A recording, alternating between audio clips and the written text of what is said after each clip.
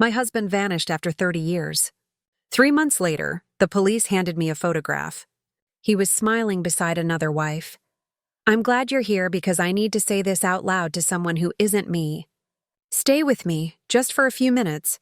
While I opened the door to the night, everything changed. It started with rain. Not dramatic thunder or broken branches, just a steady hush that draped over our house and pressed the world into a smaller, tighter kind of quiet. The kitchen light made a yellow island on the table. My mug steamed, then cooled. In that light, I could see the threadbare edge of the placemat where his elbow always rested, see the tiny scratch he made years ago dragging a bowl across the wood. 30 years teaches you the shapes of a life like Braille. I could close my eyes and still feel the map of us.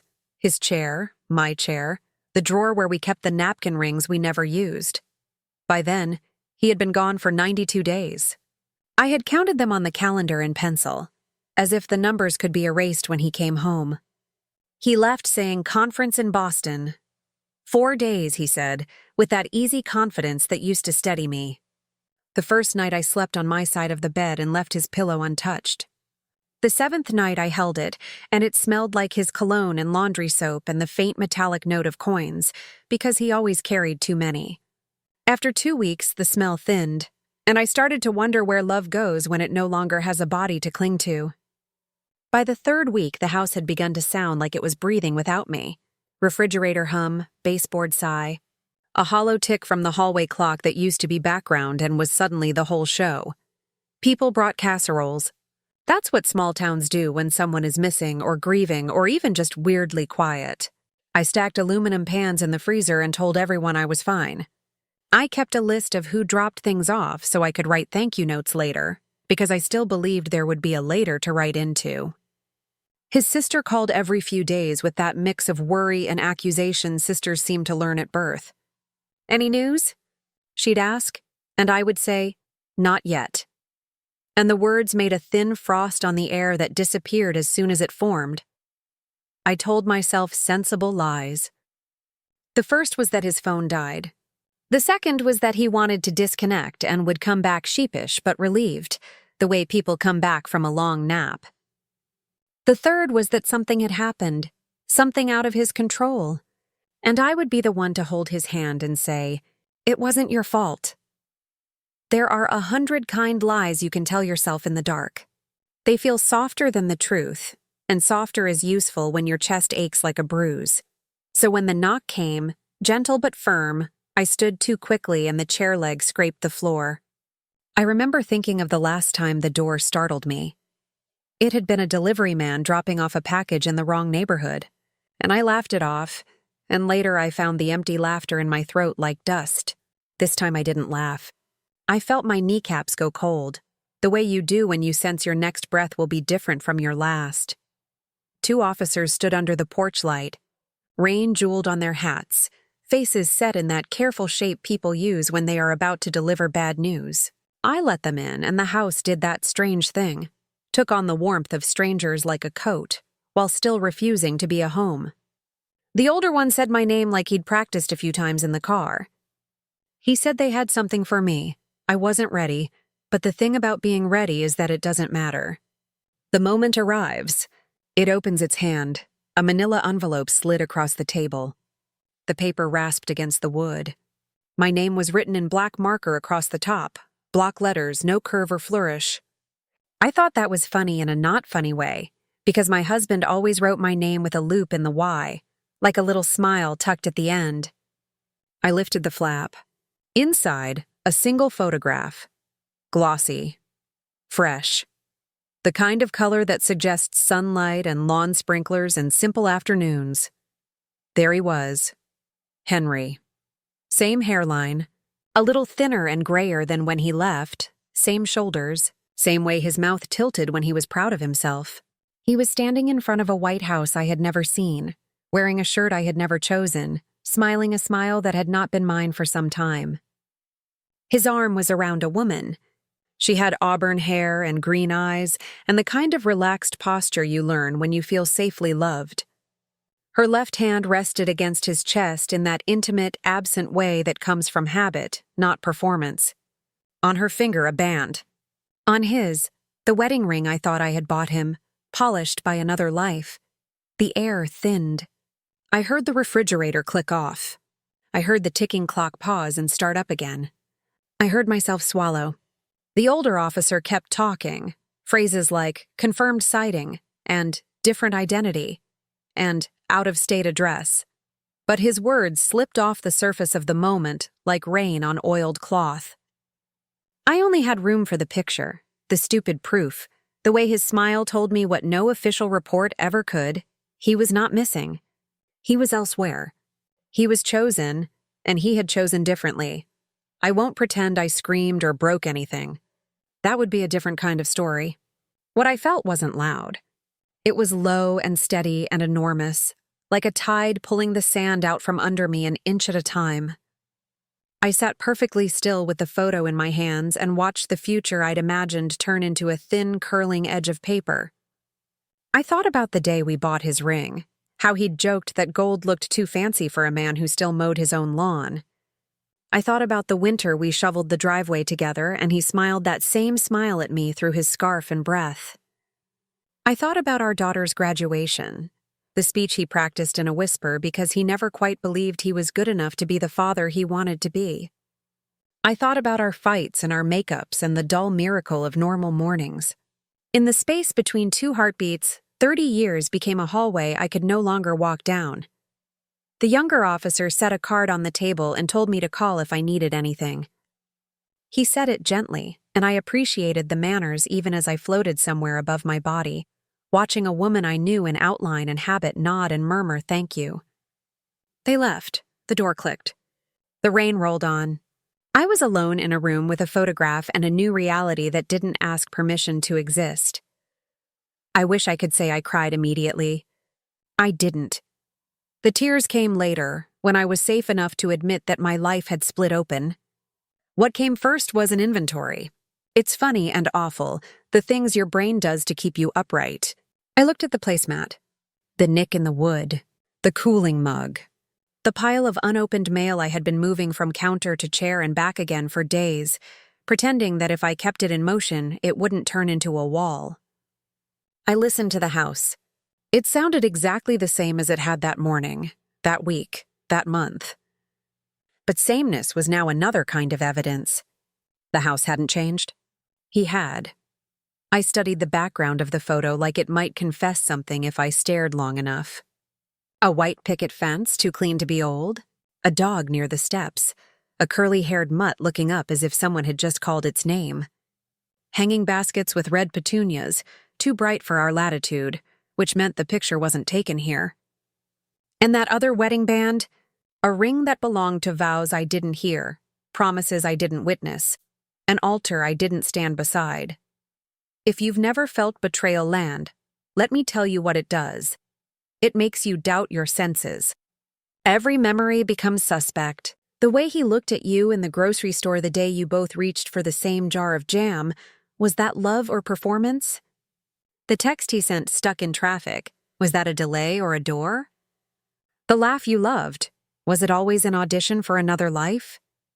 Your mind tries on 1,000 versions of the past and none of them fit.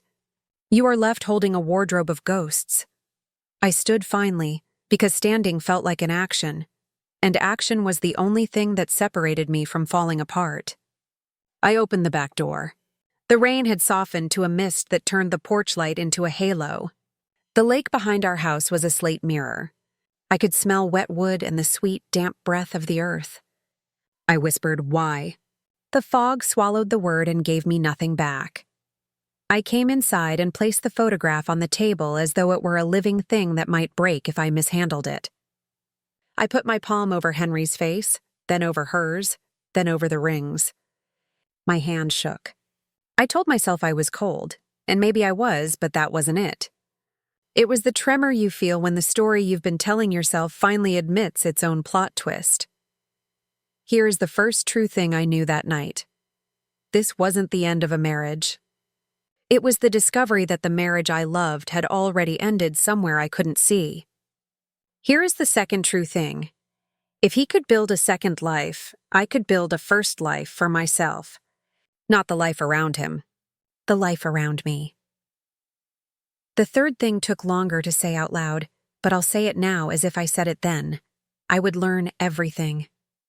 I would trace every lie back to the moment it was spoken. I would follow the threads until they made a noose for his secrets, not for his throat. No, not that. But for the falsehoods that stole 3 clean decades from my name. I would not be cruel. I would be precise. The rain eased. The clock resumed its ordinary authority. I breathed in, out. The photograph waited. My life, for better or worse, had divided into before the envelope and after. I picked up a pen and a notebook and wrote the date, the time, and the single question that would pull me through the long months to come. Where did he go when he left me? That's where I'll take you next. Back to the ordinary days when I thought I was safe, the small comforts, the small lies, the one stray look I should have noticed. Because the truth didn't start with the photograph. It started long before, in the kind of quiet you can ignore until it's the only sound left. Before the photograph, before the knock at the door, my life looked like anyone else's. Ordinary, predictable, safe in that gentle, sleepwalking kind of way. Our house sat at the edge of Lake Silvermere, an old 2-story clapboard with peeling paint and the scent of pine trapped in its walls. We'd bought it the summer after our daughter Claire left for college. Too big for 2 people, Henry said. But when he saw the view, the lake glittering through birch trees, the porch wide enough for his morning coffee ritual, he softened. He said, it feels like the kind of place where nothing bad happens. That's what I thought too. And maybe that was my first mistake. Every morning, I woke before him. Old habit. I'd make coffee, black for him, cinnamon and cream for me. He liked to sit by the window, reading the paper, circling the crossword clues with that same mechanical pencil he'd had since college. I'd water the plants, feed the birds, hum under my breath. We had a rhythm, quiet, unspoken, the kind that settles into your bones after years of repetition. From the outside, we were the kind of couple people in town admired. The 30-year marriage, folks would say with a smile, as if longevity were proof of love. We hosted dinners. We went to church picnics. We took long drives in autumn to watch the leaves burn gold. Henry was steady, polite, dependable. I was soft-spoken, reliable, kind.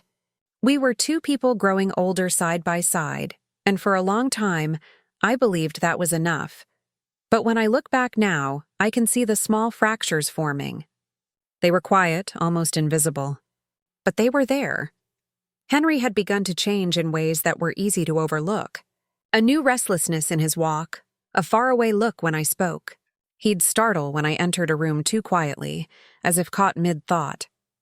At first, I thought it was age. Everyone drifts into themselves as they get older, right? People become quieter, more inward. He started buying nicer clothes, shirts I hadn't picked out, colognes that didn't smell like him. When I asked, he'd laugh, say it was a treat for himself. I'd nod and say, "You deserve it, because that's what a good wife says." And yet the more I tried to hold on to our normal, the more it began to slip. Sometimes I'd find him awake late at night, standing by the lake with a glass of whiskey, watching the water like it was whispering secrets only he could hear. Once, I asked what he was thinking about. He smiled, but his eyes stayed on the water. "Just everything," he said. 30 years is a long time, Eve. It was the way he said my name, quiet, almost apologetic, that made me shiver. But then he'd turn, kiss my forehead, and I'd tell myself I was imagining things. Because love, real love, doesn't just disappear. It fades slowly, right? Like fog. You don't notice until you can suddenly see too far. Our daughter Claire called every Sunday. She lived 2 states away with her husband and their little boy. She adored her father. "You 2 are my example," she once said. "Proof that love can last." I didn't tell her about the distance growing between us, about the way Henry's smile seemed to have an off switch only I could see. I wanted her to keep her illusions. Looking back, there were warnings everywhere. Like the weekend he said he had to go to a financial seminar in Burlington.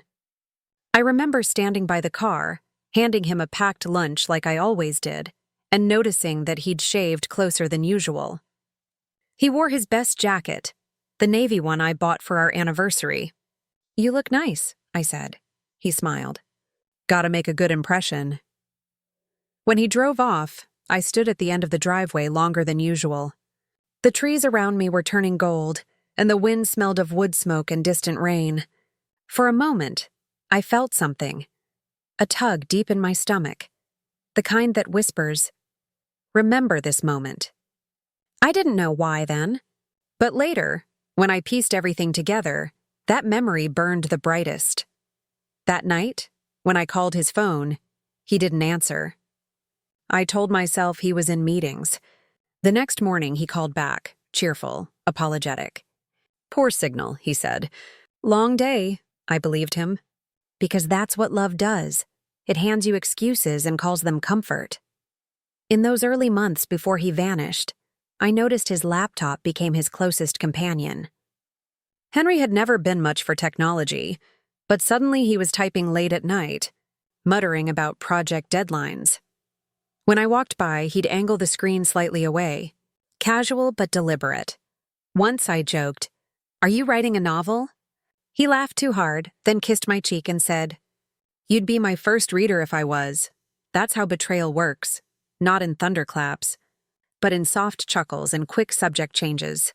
Still, there were good days, warm days.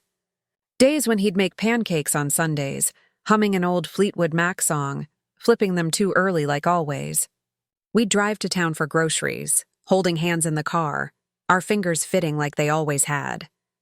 He'd tell me stories from work, I'd talk about the book club ladies, and everything would feel right again. I clung to those moments. Because they gave me something to defend when doubt came knocking. When you live with someone for 30 years, you build a faith that's stronger than logic. You believe what you've seen, not what you feel. You ignore your gut if it threatens your memories, so I ignored the receipts that didn't match.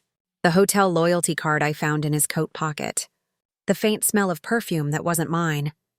He said it was from coworkers, from travel, from laundry detergent. And I nodded, smiled, and folded the truth neatly out of sight. But sometimes, when he hugged me, I'd feel his heartbeat, steady, strong, and think, this man can't be lying to me. I was wrong. The last time we were truly together, not just in the same house, but together, was the night before he left for Boston. I made pot roast his favorite. We sat at the table, the candles flickering, and he reached across to hold my hand. His palm was warm, but his eyes were far away. "You know," he said, "we've built a good life, Eve. I mean it. A really good one." I laughed softly. "We have." He smiled, that old familiar half-smile, and said, "Promise me you'll keep it that way." I didn't understand then what he was asking for. Permission, maybe. A blessing for the freedom he was already claiming. He kissed me goodnight. In the morning, he was gone. Just a note on the counter. "See you soon. Love you always, always." What a small word to hide such a large lie. If I'd known that was the last morning I'd see him, really see him, I would have memorized his face. The way his hand looked wrapped around his coffee mug, the slight wrinkle at the corner of his eyes, the rhythm of his breathing beside mine. But I didn't know. And ignorance has a sweetness all its own, doesn't it? When I waved him off, I thought I was waving at my husband. I didn't realize I was waving at a stranger wearing his skin. It began small, the way all endings do. Not with thunder, not with tears, just with silence. 2 days after Henry left for Boston, I got his first message. A text that read, "Landed safe. Busy already. Love you." It was short, brisk, almost efficient. I read it twice, then a third time. The words were all correct, the grammar of a caring husband, but the warmth was missing. It felt copied. Maybe it was just me. Maybe I was lonely. I told myself to stop reading into things that weren't there. But over the next week, that silence stretched like elastic. His replies came later, shorter. "Meeting. Late dinner. Talk tomorrow." He never said goodnight. And when I called, it went straight to voicemail. I remember sitting by the kitchen window at dusk, watching the porch light flicker. The lake shimmered under the fading sky, and in the reflection, I saw myself, a woman waiting for someone who might not be coming home. I hated how easily I slipped into worry. I'd always been patient, trusting, but now my patience felt like foolishness dressed as faith. 3 days later, I found the first real clue. It was in the mail pile, wedged between bills and catalogs. A credit card statement. I opened it without thinking, expecting the usual. Gas, groceries, a dinner out. But halfway down the list, something stopped me cold. Riverside Inn, New Hampshire. 2 nights. We'd never been there. We hadn't taken a trip in months. And the date was the same weekend he was supposed to be in Boston. I read it again. The numbers blurred. My throat tightened, my heart beat louder than the refrigerator hum behind me. I told myself it must be work. Maybe the conference moved. Maybe the company booked a different hotel. But even as I thought it, my stomach clenched in quiet protest. I called him that night. No answer. I called again the next morning. Straight to voicemail. By the 3rd day, I stopped leaving messages. The silence felt like an answer in itself. Still, I wasn't ready to believe in betrayal. Not yet. 30 years builds a stubborn kind of loyalty, the kind that insists on hope even when evidence knocks. So I decided to call his office. When the receptionist picked up, I introduced myself. This is Evelyn, Henry Carter's wife. The word wife tasted strange that morning. Like something borrowed, she hesitated before replying, "Oh, Henry's been on leave? On leave?" I repeated. "Yes," she said. "He mentioned a family emergency." "I assumed you knew." My fingers went cold around the phone. "Yes," I said quickly. "Of course, I forgot." "Thank you." I hung up before she could say more. That was when the first crack widened into something real.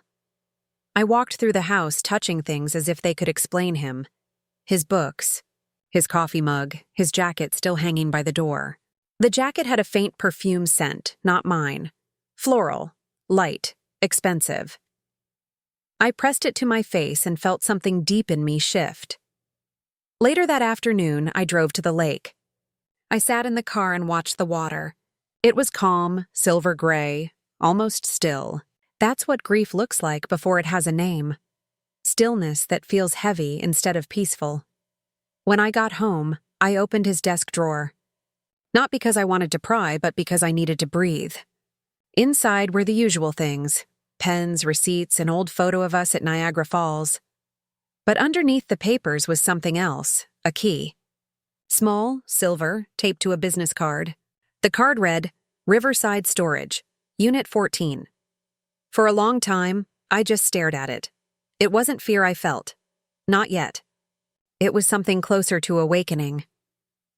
The next morning, I drove there. The facility sat off the highway, rows of metal doors lined like soldiers, each one padlocked and impersonal. The air smelled of oil and dust. The clerk barely looked at me when I said the number. "Unit 14? 2 months paid in advance," he said. He handed me a clipboard to sign. I turned the key. Inside was a small world, neat, deliberate, and wrong. A second set of clothes, folded in plastic bins. Men's shirts, suits, shoes, all his size. A duffel bag.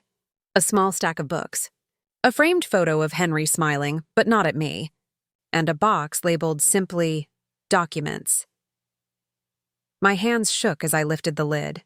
Inside were papers, a driver's license with a different last name, bank statements, and a passport with a photo of him looking exactly the same, except the name read Henry Collins. Collins. Not Carter. That was the moment the ground dropped away. I sat on the concrete floor, the cold biting through my jeans, and tried to make sense of what I was holding. Fake IDs, a storage unit, lies stacked neatly in boxes. I wanted to call someone, the police, my daughter, anyone, but I couldn't yet say the words out loud.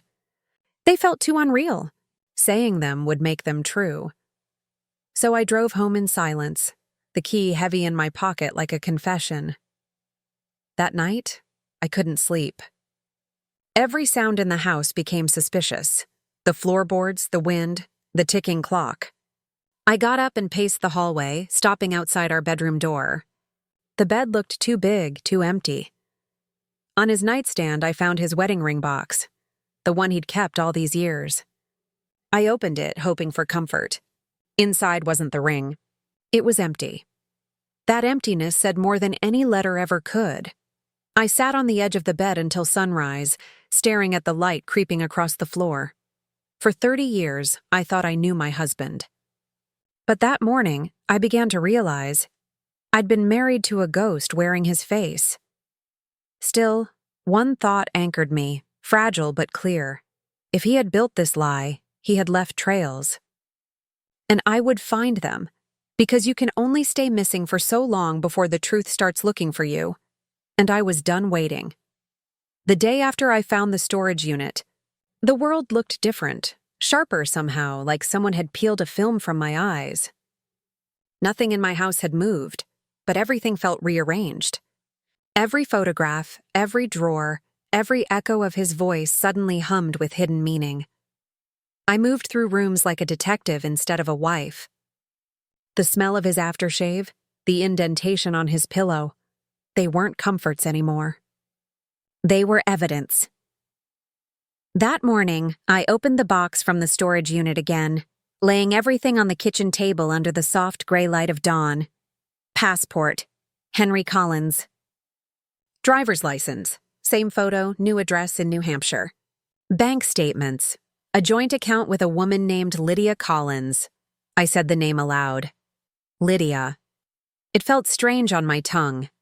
Not angry yet, just alien. There was also a folded piece of paper tucked at the bottom of the box. I opened it with trembling hands. It was a printed confirmation from a real estate office.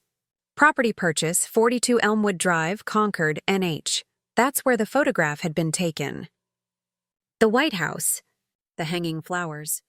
The dog at the steps. Everything inside me went still. Not broken, just still. I wasn't ready to go there. Not yet, but I needed to see it. To make the impossible real.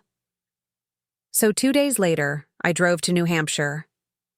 It was early morning when I pulled onto Elmwood Drive. The neighborhood was quiet, lined with maple trees heavy with green. The kind of place that looked like safety. Neat lawns, tidy mailboxes, the faint sound of someone mowing 2 streets away. I parked half a block down and sat in my car, heart thudding in my throat. The air smelled like cut grass and lilacs. There it was, the house from the photo. White siding, blue shutters, a porch swing that moved slightly in the breeze. The same hanging baskets, the same dog sleeping by the steps. And there he was. Henry. My Henry. Or whatever version of him lived here. He stepped outside wearing a faded t-shirt, carrying a coffee mug. He looked older, maybe thinner. But he smiled. That open, unguarded smile I hadn't seen in years. He turned back toward the doorway, and then she appeared. The woman from the photograph. Lydia. She kissed his cheek, said something that made him laugh. Her voice floated faintly through the morning air, warm and domestic. I couldn't hear the words. But I didn't need to. The sound of their laughter was enough. I don't know how long I sat there. My hands were gripping the steering wheel so tightly my knuckles went white. It wasn't rage yet. It was disbelief, heavy and cold. A kind of numbness that sits in the body like frost. When they went back inside, I started the car and drove away. The engine's hum, the only thing keeping me tethered to reality.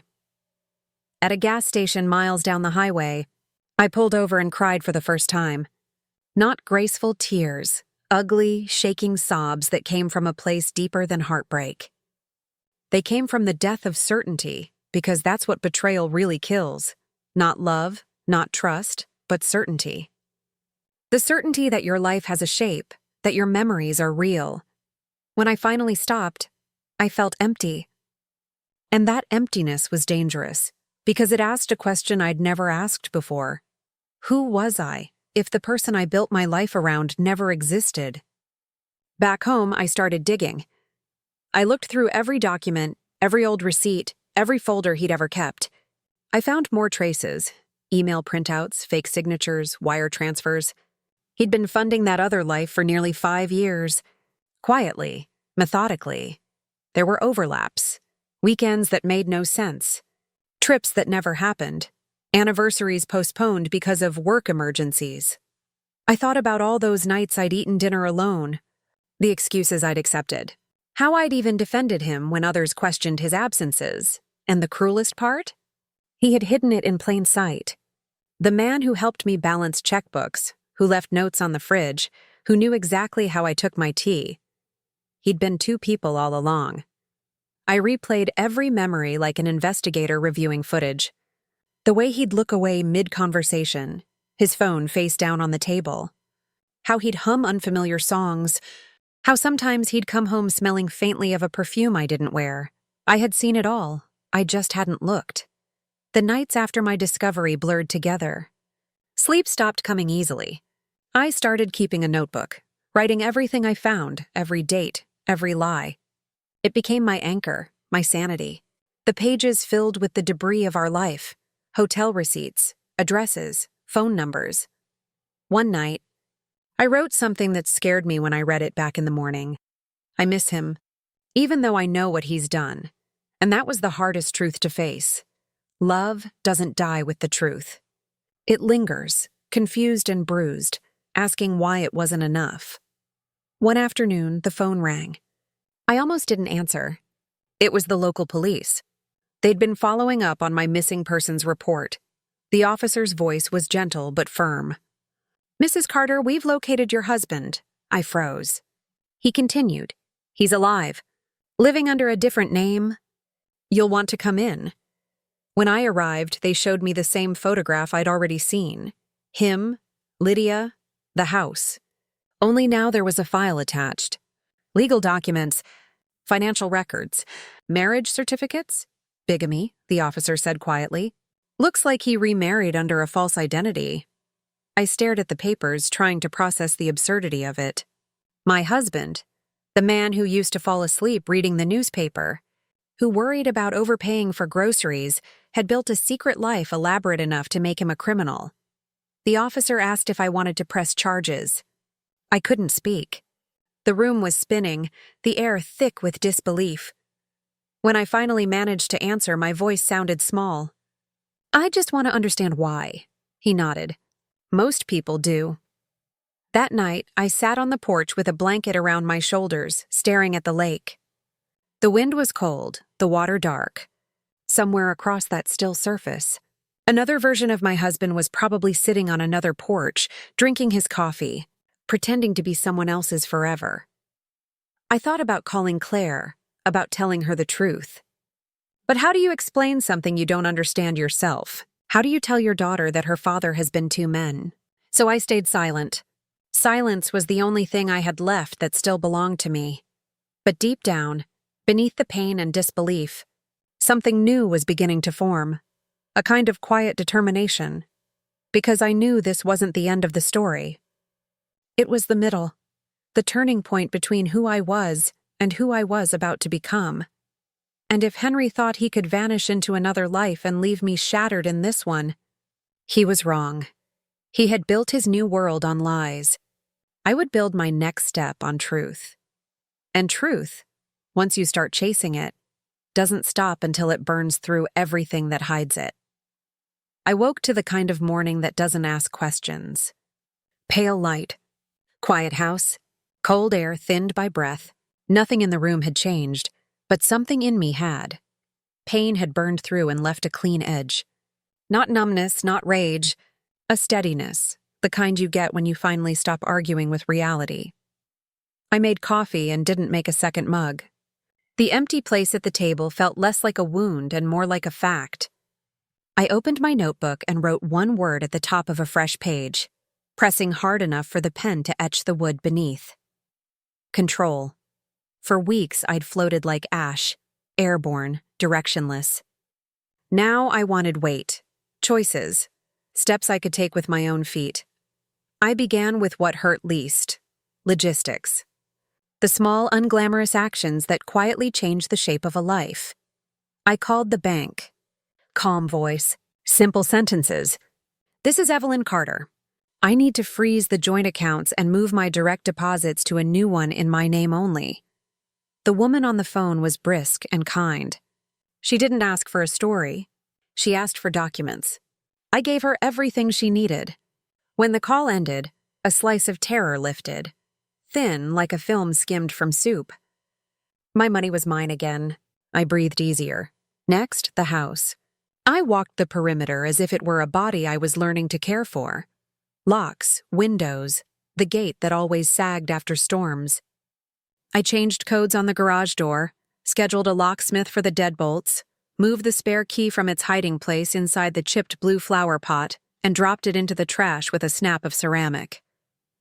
The sound was petty and satisfying. Sometimes justice is a new lock and a broken pot. I called an attorney. Her name was Amelia Rivera, recommended by a friend who'd whisper-spoken into the phone. She's gentle, but she does not miss. We met that afternoon in an office that smelled faintly of citrus and paper. She offered water. I shook my head. My mouth tasted like metal. "Tell me everything," she said. I did. Not the romance of it. The facts. Storage unit, alias, bank transfers. The photograph. The police file. When my voice shook, I paused, then continued. She didn't flinch or fill the silence. When I finished, she slid a legal pad toward me. "Here's what we'll do," she said, ticking off items with a soft, relentless voice. "We file for legal separation immediately to protect you financially. We petition to secure the marital home and lock down any assets he might try to vanish. We document bigamy. We coordinate with the county prosecutor. And we prepare a civil action for damages." She looked up. "But I have a practical question. Do you want him arrested today? Or do you want something measured? I rolled the word in my mind. I could see handcuffs. I could also see our daughter's face. I could see the way a public spectacle turns a life into a cautionary tale. I didn't want the heat of vengeance. I wanted the clean light of truth. "Measured," I said. "Precise," she nodded. "Then we time this right. We serve him when it will stick. We protect you first. We tell your story on paper so the law can hold it. And if there's another woman involved, Lydia, correct? We prepare for her shock, too. Her shock." The thought struck me like a bell. I pictured Lydia's easy posture, the way her hand rested on his chest. She hadn't stolen him from me. He'd taken both of us. 2 lives, 1 thief. The anger that rose in me wasn't for her. It was for the shape he'd carved out of our separate trusts and filled with lies. "Do you want me to contact her on your behalf?" Amelia asked gently. "No," I said after a long breath. "Not yet. But I will. And when I do, I won't hurt her." Amelia's mouth softened. "Understood." Another practical step. Change your passwords, pull your credit reports, place fraud alerts. He's already lied once with paperwork. We assume he'd do it again if cornered. She paused. "And I'll want a copy of the storage unit documents, the fake ID, any bank statements you have." I had everything in my tote. I slid the folder across her desk with a steadiness that surprised me. She skimmed, then tapped the corner of the fake passport. "He thought he was clever," she murmured.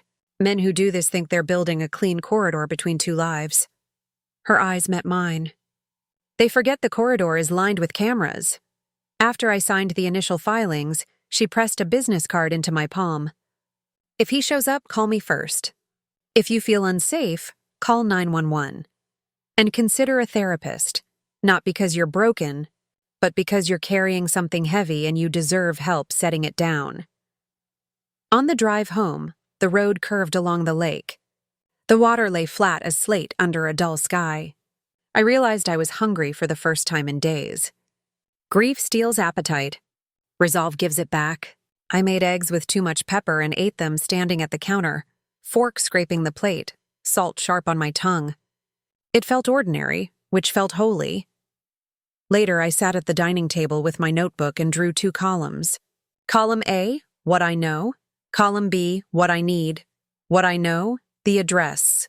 The alias, the bank, the timeline. What I need, motive. The pivot point. Who Lydia believes he is. And one last piece. The moment that would fold all the lines into a single crease. When to tell Claire. Every few minutes, I added a small task, the kind of thing that seems trivial until it isn't. Photograph the ring box. Scan receipts. Back up files to an external drive. Stop leaving his jacket on the hallway hook. I called our neighbor Pete, a retired IT teacher who'd once rescued my computer from a malware mess I'd created by clicking on a garden supply coupon. "Pete?"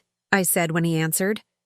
"I need to make a copy of a laptop without turning it on, quietly." He whistled low. "You in trouble, Ev?" "Not the kind you think," I said. "But I need my files. All of them. Even the ones I don't know I have." He came by with a gray briefcase and a gentle face. He cloned Henry's hard drive onto an encrypted device, hands patient, movements precise. He didn't ask questions. When he left, he set the device on my table and patted my shoulder like a brother. "You're going to be okay," he said. I believed him for a full minute, which was longer than I'd managed in days. That night, I slept 4 hours in a row. When I woke, I didn't reach for the photo. I reached for my list. The plan took shape like a blueprint emerging from faint pencil lines.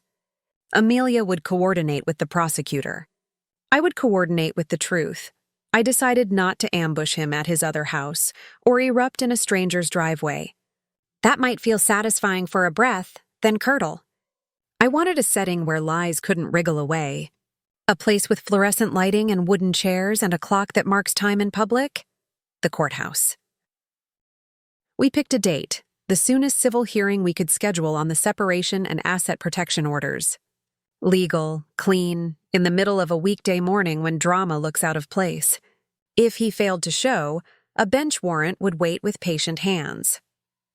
If he arrived, the paperwork would meet him at the door. Either way, the truth would be served. But there was one more piece. Lydia. I sat at my kitchen table and wrote 2 letters. The first to him, addressed to the house on Elmwood Drive, attention, Henry Collins. The second to her, addressed to the same home, attention, Lydia Collins. Same envelope weight, same neutral stamp, inside each, careful words. His letter was simple. A notice of the hearing, the case number, the name of the judge, the date and time. No accusations, no pleas. Just a formal summons enclosed by Amelia's office and a brief handwritten line beneath my signature. "You know my name. Please use it when you look at me. Hers was different. I kept it under 1 page, no venom. A map, not a knife. Lydia, I'm writing to you woman to woman. You may not know who I am. I am the first wife, the only lawful wife of the man you know as Henry Collins. My name is Evelyn Carter. I am not contacting you to shame you. I have attached documents so you can see what I see. On date, there is a hearing at the county courthouse. You deserve to know the truth in a room that records it.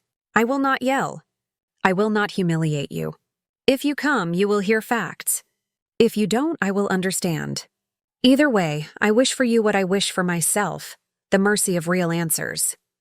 Evelyn." I copied my return address, slid in photocopies, the fake passport, the property record, the bank statement with both their names, the police contact card. I sealed both letters with hands that shook only once. At the post office, the clerk weighed each envelope and asked the question they always ask. "Anything fragile? Liquid, perishable, or potentially hazardous?" I almost said the truth, but smiled and said no. He stamped them and slid them into the chute. I listened for the small sound of paper sliding away like a starting gun. Walking back to my car, I felt it. Something like strength. Not the cinematic kind. The quiet kind that grows from paperwork and breakfasts eaten and floors swept. The kind that knows revenge is loud but justice is patient. I didn't want to scorch the earth. I wanted to mark the path. In the days before the hearing, I did not stalk or scroll or rehearse elaborate speeches. I cooked. I saw a therapist named Jo who wore soft cardigans and asked hard questions. She guided my shaking mind back into my body, breath by breath. "Resolution doesn't erase sorrow," she told me. "It just stops sorrow from driving," I told Claire. Finally. I did it on the phone because she lived 2 states away, and I didn't want the words to travel through her front door like a stranger. She was quiet for so long I thought the call had dropped. When she spoke, her voice was small and fierce. "I'm coming," she said. I told her no, not yet. "I need to do this part alone," I said. "I promise I'll let you hold me after," she cried. I did too. Not the breaking kind. The cleansing kind that makes your face feel new. The night before court, I laid out my clothes like armor. Dark slacks, gray sweater, sturdy shoes. Nothing theatrical. My wedding ring lay on the dresser. I turned it over, then slid it into a small velvet pouch and put it in a drawer. Not a rejection. A boundary. I slept. Not deeply, but enough to dream of nothing. When the alarm chimed, I showered, braided my hair, and looked at myself in the mirror until my face steadied. I could see lines I hadn't noticed last month. I could also see my mother's jaw, the one that set when she made up her mind. It comforted me. I arrived at the courthouse early. The hall smelled like coffee and floor cleaner. The bench was hard and honest. Amelia took the spot beside me and squeezed my hand. Across the hall, the clock ticked with bureaucratic patience. We waited. A few minutes before the hour, footsteps. My pulse rose into my throat like a bird. He turned the corner in a blue shirt I didn't know, hair combed, jaw tight. He scanned the hall and saw me. Something crossed his face. Surprise, then calculation, then the briefest flicker of shame. He took one step forward, and then another set of footsteps, softer, hesitant. Lydia. She held a manila envelope against her chest like a shield. Her eyes moved from him to me and back again. She looked smaller than she had in the photograph. Realer. The air shifted, fragile as glass right before the crack. Amelia stood. The bailiff called our case. I rose, spine straight, breath low and steady, the plan finally arriving in the shape of a room. I did not reach for fury. I reached for the handle of the door, and together we walked toward the truth that would not blink. There are moments when the world seems to hold its breath. That morning, standing outside courtroom 2B, was one of them. The hallway smelled faintly of coffee and floor polish. The fluorescent lights buzzed overhead. Every sound felt magnified. The creak of shoes, the shuffle of papers, the ticking of the wall clock that marked time with cruel precision. I had imagined this moment 100 different ways. Dramatic, cinematic, maybe even tearful. But now that it was here, it felt quiet, controlled, like the seconds before a storm finally decides to break. Amelia stood beside me, calm as stone. "You ready?" she asked. I nodded. My voice wasn't steady enough to trust. The bailiff called the case. Carter versus Carter. Petition for legal separation and protective injunction. Henry stepped into the room first. The man I'd spent 30 years of my life beside. He looked smaller somehow, or maybe I had grown. His shoulders were hunched, his expression stiff with that polite mask he wore when he wanted to seem composed. He didn't look at me right away, only scanned the room like a man searching for exits. Then Lydia entered. She hesitated at the doorway, her fingers gripping that same manila envelope I'd sent her. She looked pale, like someone who hadn't slept. When her eyes found mine, I saw it. Recognition, confusion, heartbreak, all at once. She gave a small nod, almost imperceptible, a gesture that said, "I see you." "I believe you." The judge, a woman with silver hair and tired eyes, adjusted her glasses and began. "Mrs. Carter, you initiated these proceedings?" "Yes, Your Honor," I said. My voice surprised me, steady even. Amelia laid out the evidence with surgical precision. The marriage certificate, the joint bank accounts, the fake ID, the property record, the photograph. Each document hit the table like a hammer wrapped in silk. Henry said nothing at first. His attorney, a slick man with an expensive suit, objected to minor points, tried to slow things down, but the paper trail spoke louder than words. When it was his turn, Henry finally raised his head. "Your Honor," he began, his voice smooth but hollow, "this is all a misunderstanding. I didn't mean to hurt anyone. It wasn't what it looks like. The judge arched an eyebrow. You have 2 legal marriages, Mr. Carter. That's not a misunderstanding. That's a crime. His composure cracked. It wasn't supposed to go this far, he blurted. Lydia didn't know. None of them knew. I thought I could. He stopped, catching himself, realizing what he'd just admitted. The silence that followed was heavy enough to feel. I looked at him. Really looked. The man I'd loved for 3 decades. The man who read the newspaper every morning, who laughed when he couldn't fix the lawnmower, who kissed my forehead when I cried. And in that courtroom, I saw him clearly for the first time, not as my husband, not as a victim of circumstance, but as a coward in a suit who'd built a life on other people's love and expected to keep it secret. Lydia's lawyer, someone she'd retained just that morning, spoke next. My client wishes to submit evidence that she, too, was deceived by Mr. Carter's false identity. She held up the passport copy I'd sent. Her hands trembled, but her voice did not. He told me his wife died 5 years ago, she said quietly. He said her name was Evelyn. The words struck like a slap. Not because they hurt, but because they confirmed what I already knew. He had buried me long before he disappeared. I didn't look at him when she said it. I kept my eyes on the judge. But in the corner of my vision, I saw Henry's face crumble, the mask slipping, the charm gone, replaced by something raw and ugly. Fear. When the judge finally spoke, her voice was cold, efficient. Mr. Carter, given the evidence, this court grants the protective injunction. Mrs. Carter retains sole ownership of the marital residence and all joint assets until further proceedings. Additionally, a criminal complaint for bigamy will be forwarded to the district attorney's office. Do you understand? He nodded weakly. Yes, Your Honor.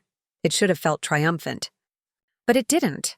It felt quiet, like watching a door close gently after years of it swinging open and shut in a storm. As we exited the courtroom, the hallway seemed brighter, louder. The weight in my chest began to lift, but slowly, like thawing ice. Lydia approached me. Her eyes were red, her lipstick smudged. I didn't know, she whispered. I swear I didn't know. I believe you, I said. And I meant it. She reached into her bag and pulled out a small folded piece of paper. He left this on our kitchen counter this morning. I think it's for you. I unfolded it. Henry's handwriting, familiar, slanted, small. Eve, I'm sorry. You were always the best part of me, and I ruined it. I thought I could be 2 men, the man you loved, and the man I wanted to be. I was wrong. Please don't hate me. There was no signature, just the empty space where his name should have been. For a moment, I felt that old ache, the ghost of love tugging at a thread. But then I looked up, saw Lydia's tear-streaked face, and realized we were both survivors of the same lie. Keep it, I said, handing her back the note. You need it more than I do. She looked confused. Why? Because it's proof, I said softly. And sometimes proof is the only thing that lets you start over. She nodded slowly, clutching it to her chest. When she walked away, I turned to the window at the end of the hall. Outside, the day had turned golden, the kind of light that makes everything look almost forgiving. Amelia touched my arm. You did it, she said. You took your life back. I shook my head. No, I just stopped letting him hold it. Down the hallway, Henry was speaking to his lawyer, his voice low, desperate. I watched him for a moment, a man cornered by his own choices. Then I turned away. No grand speeches. No revenge monologues. Just the sound of my own footsteps. Steady, deliberate, final. Outside, the air was crisp. I filled my lungs with it. For the first time in months, I didn't feel like I was waiting for something to happen. It had already happened. And I was still standing. As I walked to my car, I glanced at the courthouse steps one last time. There he was, emerging into daylight, blinking like a man who hadn't seen the sun in years. He looked lost.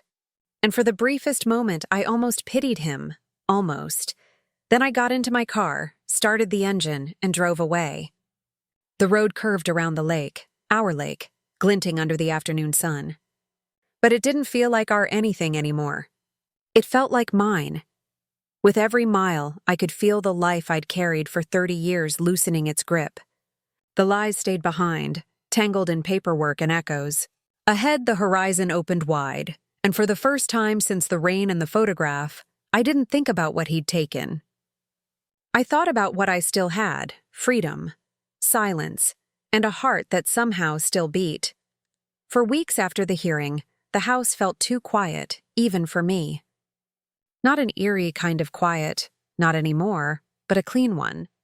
Like the air after a long storm when the trees drip and everything smells new again.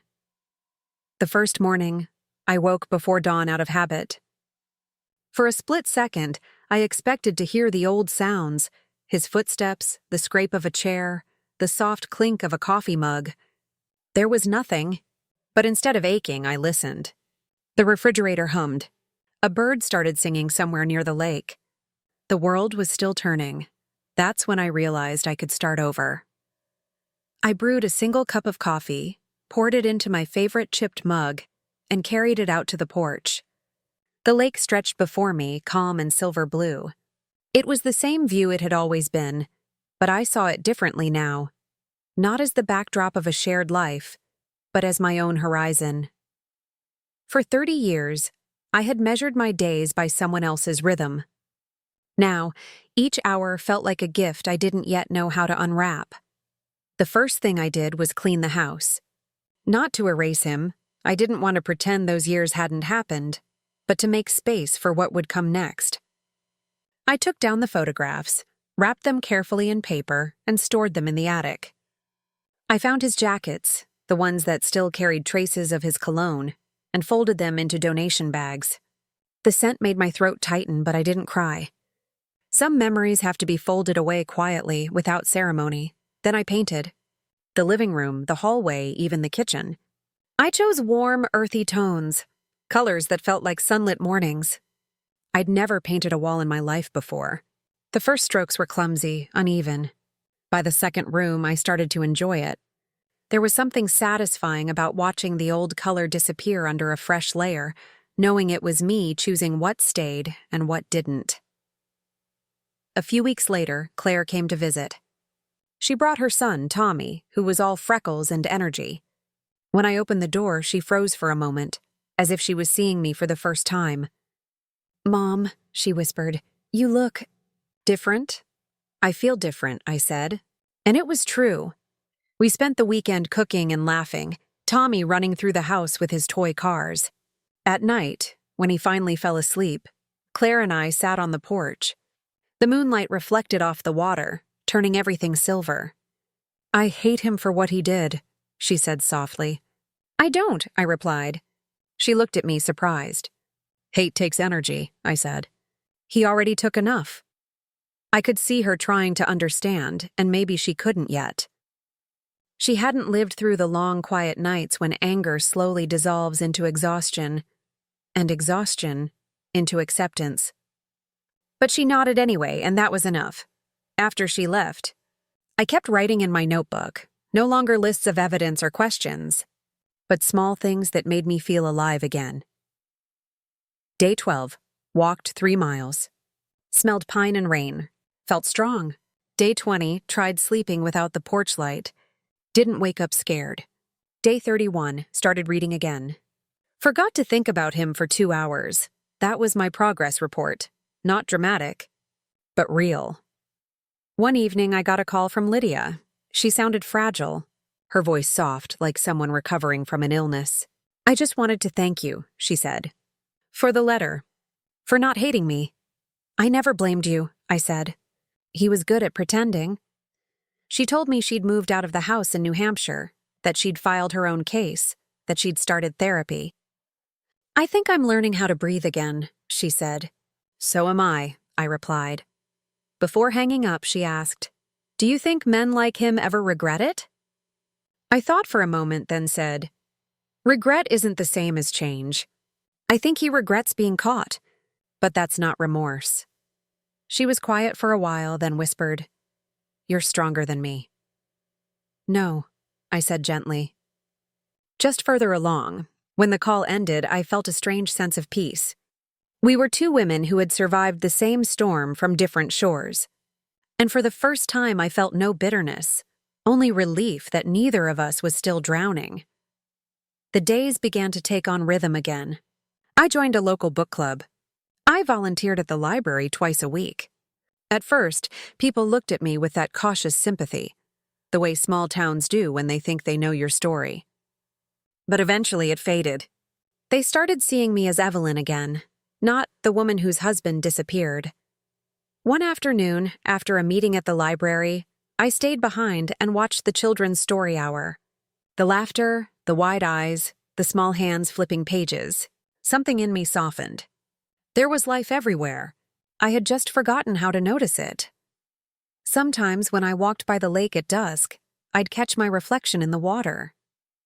The woman looking back at me wasn't the same one who had stared at a photograph months ago, shaking with disbelief. She was older, maybe lonelier, but also freer. I thought of Henry less often. When I did, it wasn't with hatred. Just curiosity. The way you think about a book you once loved but will never read again. He'd written one more letter, delivered through Amelia, after the legal proceedings were finalized. A few pages of apology, self-pity, and nostalgia. I read it once. Then I put it in the fireplace and watched it burn. The paper curled inward, glowing orange before turning black. When the last ember died, I whispered, "Goodbye." Not to him, but to the part of me that had waited for answers. I didn't need them anymore, because the truth was no longer something I was chasing. It was something I had already built a new life on. The summer came late that year. The lilacs bloomed early near the porch. The air smelled sweet and wet. One evening, I sat outside with a glass of wine and realized something that startled me. I was happy. Not the dizzy storybook kind. The quiet kind. The kind that settles into your bones and simply says, "You made it." I wasn't the same woman who'd begged the universe for explanations. I was the woman who survived the silence, who learned that peace doesn't come from getting even. It comes from getting free. That night, before bed, I closed my notebook and wrote one final entry. I thought the end of my marriage would be the end of me. But it wasn't. It was the beginning of a woman I had never met, and she's worth everything I lost. Then I turned off the light, and for the first time in months, the darkness felt like rest, not fear. It's strange how peace doesn't announce itself. It just arrives one morning, quiet and unassuming, like sunlight through thin curtains. That's how it happened for me. No fireworks, no epiphany, just a slow, steady awareness that I was okay. Not perfect, not untouched, but whole in a way I hadn't been in years. Sometimes I sit on the porch at dusk, watching the lake shift from silver to black. I think about the woman I was before, the one who believed love was safety, who thought loyalty could keep the world still. And then I think of the woman I became, forged in loss, rebuilt in honesty. If you asked me now whether I'd undo it all, the betrayal, the heartbreak, the endless nights of wondering, I'd hesitate. Because as cruel as it was, it burned away everything false. It left only what was real. I learned that truth isn't kind, but it's clean, and there's freedom in clean things. I learned that forgiveness doesn't always look like saying, "I forgive you." Sometimes it's just refusing to carry the weight any longer. I forgave Henry by letting his memory become small, a chapter, not a sentence, and I learned that survival isn't loud. It's the softest thing in the world. It's getting up, making coffee, paying bills, calling your daughter, planting flowers. It's the ordinary that saves you, not the extraordinary. People sometimes tell me I'm strong, but strength isn't what they think. Strength is crying at the grocery store because you walked past his favorite cereal and then finishing your shopping anyway. It's shaking while signing divorce papers and still showing up to the library the next day to help a child learn to read. It's small, but it's enough.